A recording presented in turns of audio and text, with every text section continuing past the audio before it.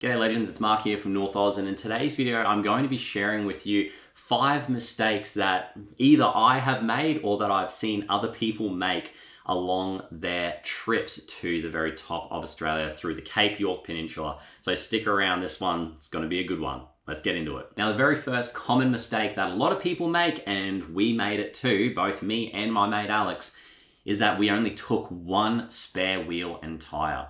Now, we got a blowout about, I think it was about 30 minutes into our second day of our Cape York, of our 6-day Cape York adventure. So if you haven't seen that video, go and check it out, where I documented the entire thing. We got a blowout about half an hour into our second day, and we ended up spending pretty much the rest of our time, so the rest of that second day and also the next 4 days, really worried about blowing another tire, because me and my mate Alex, although we have very similar utes, they do not have the exact same size bore, so they don't have the exact same size rims to use. So we were a little bit concerned about that. If we needed a spare tire, we might have been able to use mine. But there was a lesson to be learnt, and it was that if you are doing extended trips, such as a 2,000 kilometer round trip to the very top of Australia, I recommend that you guys either have a spare wheel and tire, like your standard one that you have, so not a space save or anything like that, make sure it's a proper tire, and either a spare wheel and tire, both together, that's ideal, or even just a tire. So just go and buy a tire exactly like what you've got on your other 4 corners and on your spare wheel. So I recommend you guys going and buying that 6th tire, even if you can just take it to a shop and get it on your wheel. That would be ideal, because there are a lot of restrictions. So there's not really many of or shops that you guys can go to be able to have a selection of tires as you get more and more remote. So just keep that in mind. You need to have somehow, in some configuration, 5 rims in total and 6 tires. That's my first mistake that I made, so hopefully you don't make the same. Let's get into the second one. Now, the second mistake is kind of linked to the first one, and it's that it's a long way to the top. So rock and roll, AC/DC, if you know the reference, nice, you're my kind of people, but it is a long way to the top. They weren't kidding. It is around 2,000 kilometers there and back between Cairns and the very tip of Australia. So keep that in mind. There is a lot of corrugations. There is probably 1,000 plus kilometers of corrugations that are brutal. When we went, which was in the middle holidays, so the school holidays, the June, July holidays, the corrugations were brutal. They were really deep. So yeah, 1,300-ish kilometers on corrugations is a lot of time, and it can be slow going as well. And it can be a little bit dangerous, so don't take any unnecessary risks. You know, people will let you pass if you got your radio, so you always get on a channel 40 and you have a conversation with the people in front of you to ask if you can pass safely. And if there is, in fact, no one coming in the opposite direction, then you can go around the slower people in a safe manner. So just keep that in mind. It's a long distance, so in terms of time and travel, it's about 15 hours total time to be able to go to the very top, and then obviously you need another 15 hours to come back. So can be more, can be less. There can be unexpected bridge closures as well. So we did it in 6 days. I wouldn't recommend doing it in 6 days. That was way too quick. So we left like almost midday the first day, and we came back by midday on the 6th day. So we don't recommend doing it that fast, but if you do want to, just keep that in mind, that you got about 30 hours of driving to do. You got some rough roads, some corrugations to do as well. So just keep that in mind in your planning, that it is going to be a long trip. Kind of obvious, but it is important to keep that in mind. Now, before we move on to the next mistake people make when they visit Cape York, can I get you guys to do me a massive favor? Can I get you to like the video, because it lets people know, such as YouTube and other people, that this is something that you enjoyed, but also can I get you to subscribe? It is my goal by the end of the year to get to 10,000 subscribers. So as a community, it'd be fantastic if we could get there. If you guys could help me out, that would mean so much to me. And thank you guys always for the comments, supporting comments, but also you guys telling me what you do and don't like in the videos, because it really helps me guide the videos, because I try to make all the content on here that are things that you guys enjoy. And if you guys are enjoying it and you're having a good time, then so am I. So let's get back to the next mistake that people make when they visit the Cape. Let's do it. So the third tip is that there is very little to no signal for your phones, which, hey, I have no problems with at all. The further I can get away from phone reception, the better. But then that might be a problem for some people. Obviously, being out of phone range for some people isn't ideal, but keep that in mind. You know, maybe have some sort of backup safety, whether you've got some sort of like EPIRB or some sort of satellite beacon where in case you do get in trouble, especially if you're traveling just by yourself, I would definitely recommend having some way to communicate with your loved ones in an emergency. So I use a Garmin InReach Mini. That's just something that I've used for a number of years now, and it's $20 a month after you buy the actual device, and that's fine for me. So, you know, just keep that in mind. There is very little to no coverage. I am with Optus, the service provider here in Australia, and I got pretty much no coverage the entire time. And the only coverage I did get was very, very, very tiny, not even enough to send a text message or make a phone call. So keep that in mind. There are some places as well to visit. So when you're going along to the roadhouses and to service stations, they do have Wi-Fi that you can use there. So you can get in touch with your loved ones at different checkpoints. My number one tip out of that though would be that to get Telstra, because my mate Alex, he had Telstra and he had reception a lot more of the time than I did.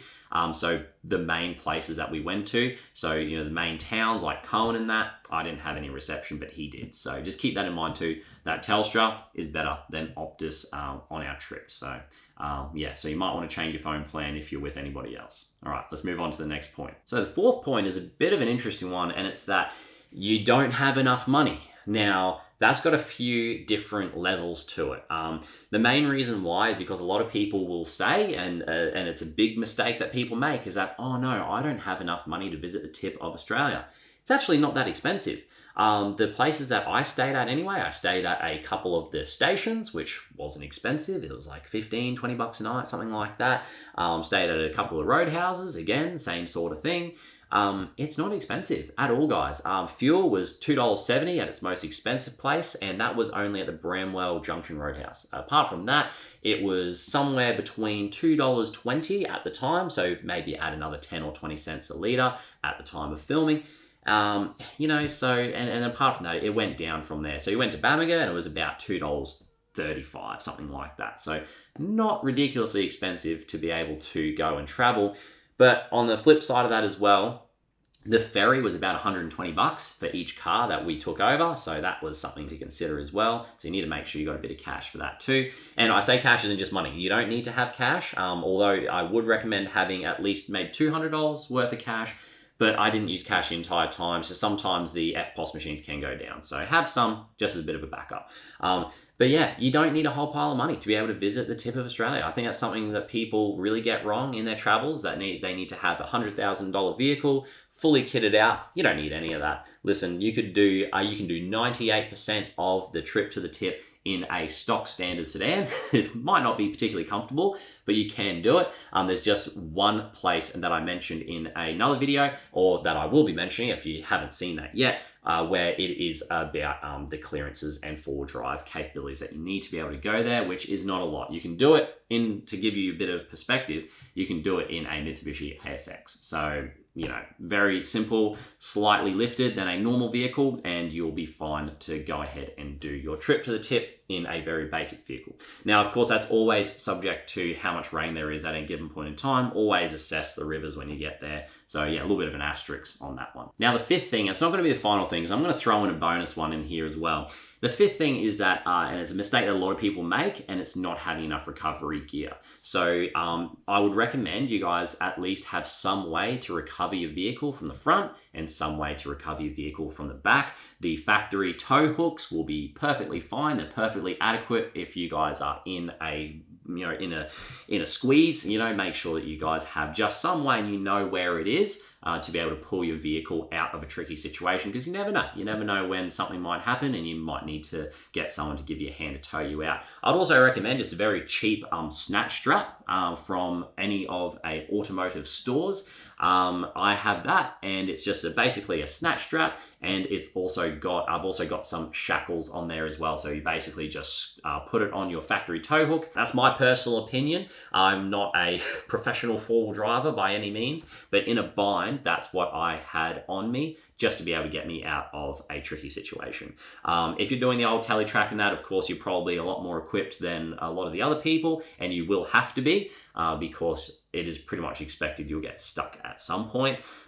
Just keep that in mind that you don't need to have all of the equipment, but just having a cheap way just to get yourself out of trouble isn't the worst thing. And you can get some cheap snatch straps and stuff that'll do the job in a bind for very cheap as well. So just having some way to recover is going to be important just in case. And I didn't need to use a recovery, like I said, but it's always good to have something just in case. Now, the bonus mistake that I wanted to throw in there for you guys is to take your dog. I didn't take my dog Ginger for a variety of reasons, because she's a bit old and she had a few health issues at the time, so that's to be expected. But if you're worried about taking your dog and there's nothing stopping you from taking your dog, maybe you're traveling with another person that can look after the dog while you go and go to the toilet and have your showers and do all those sorts of things, run in and get food and pay for stuff. And if you've got someone else that's traveling with you and it's going to be really easy to share the load of or the burden of looking after the dog, you can go and still do pretty much 99% of Cairns to the tip of Australia with a dog. And there are people that brought their dogs all the way up to the very top of Australia. There's people with pictures of dogs with their dogs at the sign as well. So if you're a little bit worried about not bringing your dog, pretty much from my understanding, is that the only place that you can't bring your dog that we went to was just Elliott Falls and also Fruitbat Falls. So you just have to get your mate or someone just to take turns to go in and have a look at the falls. But apart from that, that's something that I do regret, is not being able to take Ginger. I really wish that I got to share that opportunity with her, but unfortunately she wasn't well enough at the time to be able to go, because like I said, she's getting a little bit old in the tooth, but that's okay. So yeah, just keep that in mind with your animals. If you do want to take your dog, you can. So don't be afraid to do that. I think it would be a great experience for you and your little furry friend. Well guys, that concludes today's video of 5, which ended up being 6 mistakes that people make when they visit the very top of Australia. Now, if you enjoyed this video or if you got something out of this video, there's a couple of things that you guys can do. Obviously, liking the video helps. I've mentioned that before. Subscribing also helps as well, so thank you so much for that. My goal is to get to that 10,000 subscribers by the end of the year. We'll see if we can do it.